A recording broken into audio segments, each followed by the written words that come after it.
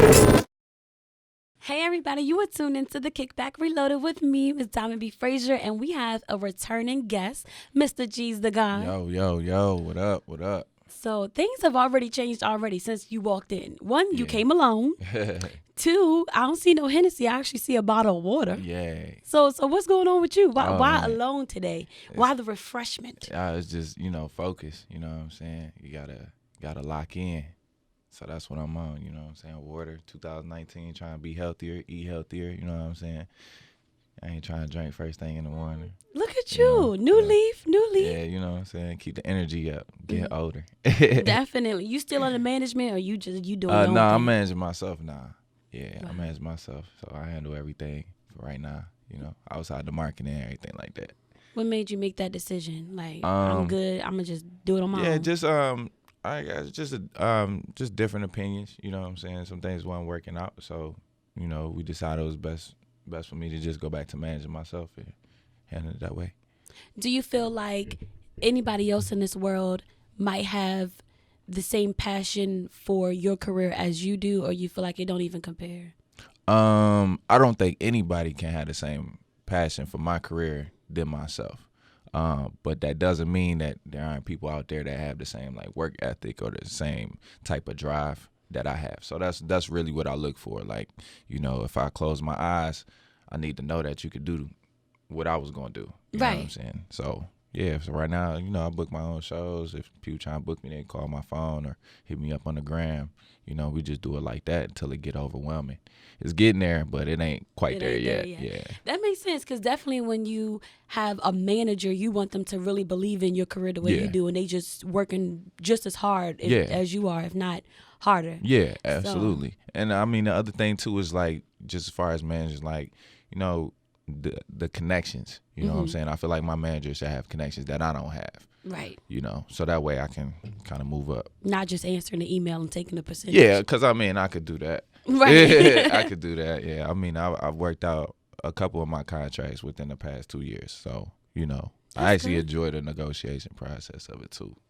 Talk a little bit about that, because the last time we spoke and I asked you about being signed to a label, you like, nah, I'm not doing that. We're going to have a partnership. Is that still where your mentality is? Yeah, definitely. I mean, I think people have the idea of getting signed that it's a record deal, but there's hundreds of different deals that you can get outside of record deals. You can get distribution, you could get, a management deal, you could get a marketing deal.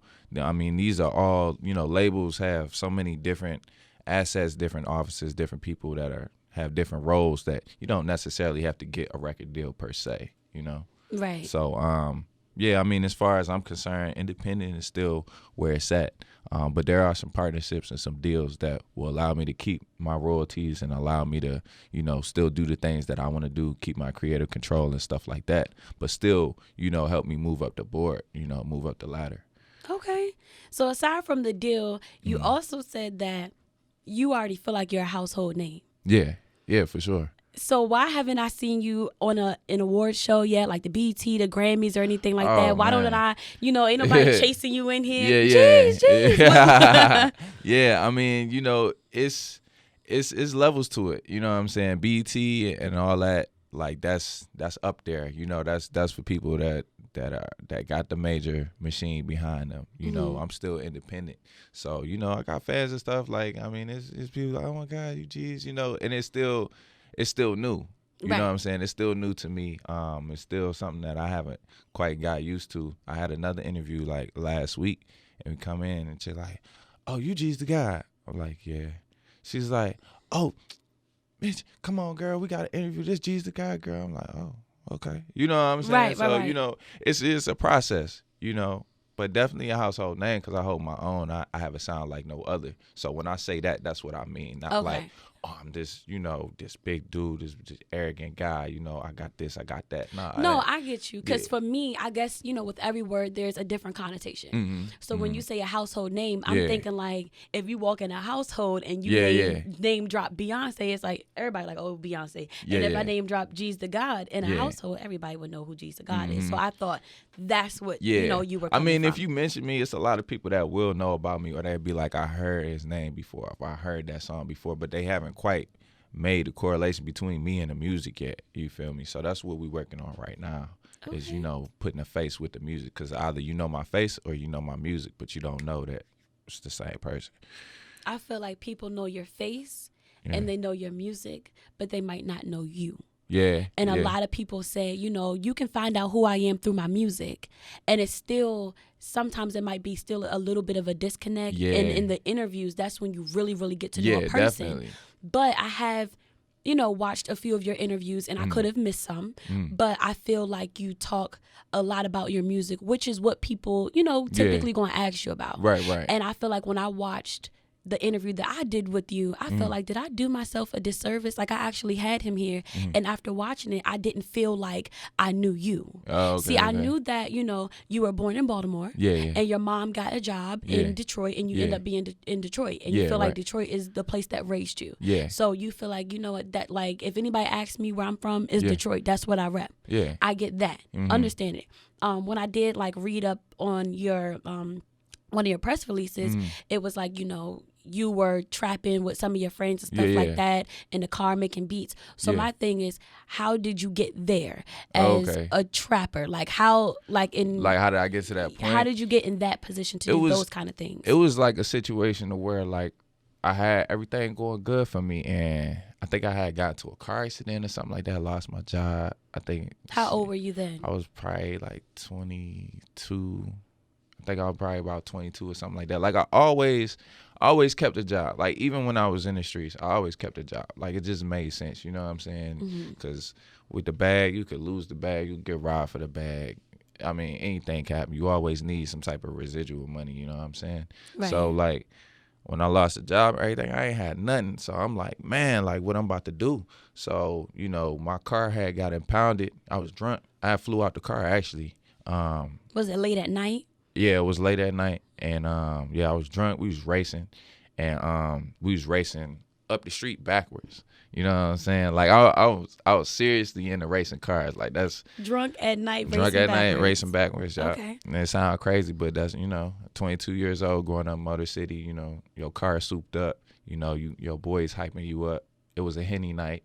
You know. And I flew out the car and totaled my car. It was my dream car. It was an 05 Mercury Grand Marquis, all white, leather seats, TVs in the dash. I had the 22s on with the Go Flat tires, all that. And I totaled it. So I had to get it out the impound. On my way to get it out the impound, I broke my phone. I dropped it, shattered it. So I had to try to finesse and get another phone, you know what I'm saying? All that just to get the car back to me. Mind you, like, the car total is through. The sounds messed up, all that. So what I did was... Were you in a car by yourself? No, I had my homeboy with me. Oh, wow. Yeah, we both flew out the car. It was surreal. But yeah, so I mean, I work on cars too, you know. So what I did was I stripped the car down and I sold it part by part. And I took that money and I grabbed a bag, you feel me, and just started working the bag because it wasn't really nothing else I could do. Can't get no job, you feel me? So that's how I had to pay rent. Why couldn't you get a job? I ain't had no car. You couldn't catch. So in your mind, because I never been to Detroit, so I don't know how it operates. But public transportation was just out of the picture. Yeah, nah, like, it wasn't like out of the picture, but it was just, for me at the time, wasn't ideal. You know what I'm saying? Like, I didn't want to. I was coming off a good job. Like, I was working for, like, AT&T. I was making big bread to be 22. So to go from that and then go back to, like, a minimum wage job, I was just like, hell no, I ain't about to do that. So, you know, I always kept loud on me. You know what I'm saying? I used to sell loud here and there, but it wasn't like a full-time thing. But when that happened, it was like, shit, this is the only way I can get money real fast. I know a lot of people come to me for weed anyway. Right. Might as well just go ahead and do that. And from that, then it turned into something else. You know, people want to trade for pills or whatever the case may be. So we swap in, you know what I'm saying? Then I end up with everything. And that's how I went. So you was just, honestly, you were attracted to the money. Did you ever think to yourself, dang, is there really another way I can do this? Or you just went full-fledged and was like, whatever gonna happen. I'm just gonna do it. I mean, I knew the risk that I was taking, and I understood what I was doing. You know what I'm saying? I had the resources to do it in a way to where I really didn't have much of a risk at all. You feel me? Like I stayed in an apartment complex. It was at the time it was called the Loop, but before it was the Loop, it was called something else. It was on 10 Mile and Greenfield. So the complex still there. Right. Now, and each building is 2, 4. Well, not one. It's 5 units to a building, and my building. Everybody that lived in my building came to me. You feel me? Everybody in the building next to me came to me, and the building behind that. So in the whole complex, it's probably like maybe 20, 30 buildings. Out of them 20, 30 buildings, 10 to 15 of those, I had customers at every building. So everybody knew who I was already. So it wasn't really a thing like, if I'm going to get locked up or somebody going to snitch on me. It wasn't even that deep. You know what I'm saying? I feel like you got to be moving heavy to attract that type of attention for the feds to want you and all that. Like, if you just making your bread, like, you know what I'm saying? Ain't nobody really looking for you like that. 5,000, 6,000. Ain't nobody really pressed on that. So if the car accident didn't happen, would you have chose a different path in life?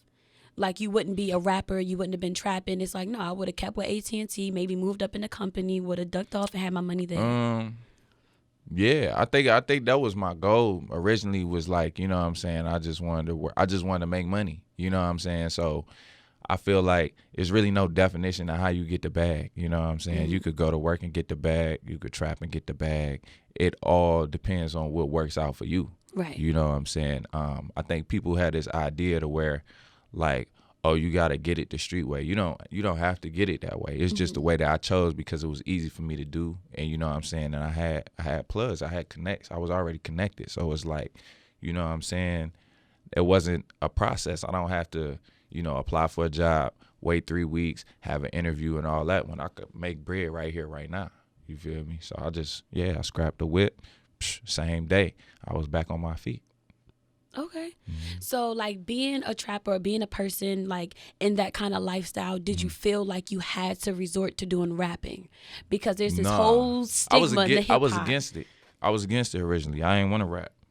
I didn't want to rap for real. My homeboys and my people that was around me wanted me to rap. That's what they was doing. That's what they was into. But what a lot of people don't understand is, like, when you trapping, you don't really have time to rap for real. So either these niggas is capping or they lying just flat out, because you can't do both. I tried it. You can't be in the studio and try to record. Like, if your phone really going dumb, you can't be in the studio recording and shit. You got sales to make. If you don't make them sales, that's your money for the day.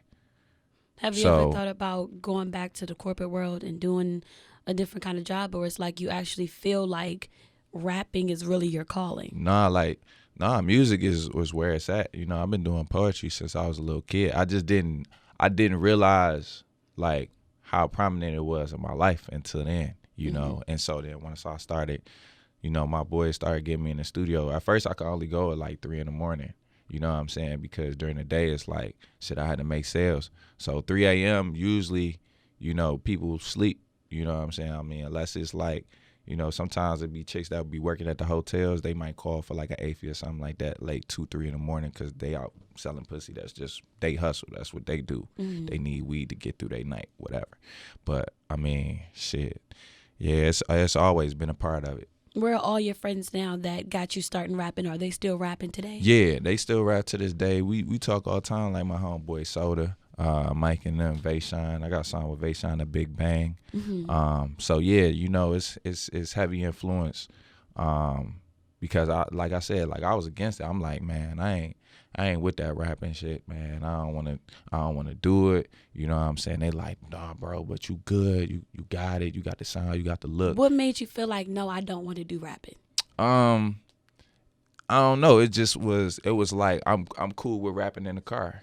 You feel me? Like, I was cool with, because for us it was just a way to pass the time. You know what I'm saying? It was a daily thing. You know what I'm saying? You might roll a blunt. Back then we was smoking swishes, so we would roll a blunt or whatever, just smoke and chill and be in there doing that. While you waiting on a sale, like shit, it'd be like 2, 3 of us in the car waiting on a sale. We might drive to bro sale. We rapping on the way to his sale, and then it's my turn. So then we drive to my custo wherever he at or whatever. That's how we was doing it.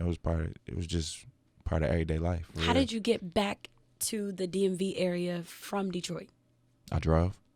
What made you come here? You in Detroit all the way, and you asked me. I got family here. I was born in Baltimore. That ain't never gonna change. Yeah, that ain't never gonna change. So you know, I got family out here, and you know, I felt like it'd be a good opportunity for me to spread the music out, cause I got support in Detroit.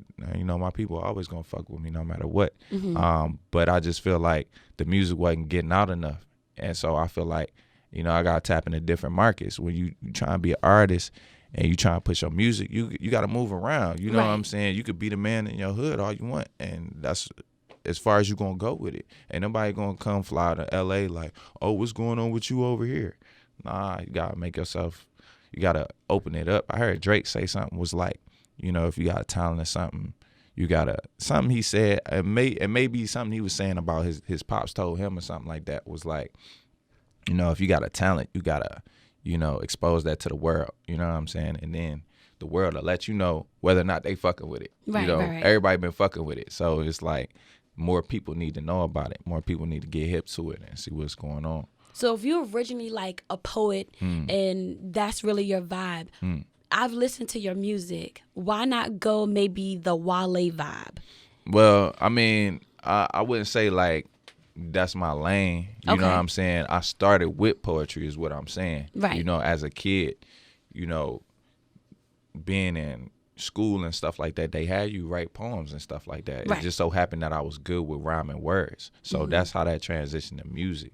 Poetry, stand up, open mic type is just not my style. That's just not who I am. You know what I'm saying? So I stay in my lane. I stick to the type of music that I make. I have a real particular sound. So that's where I stay at.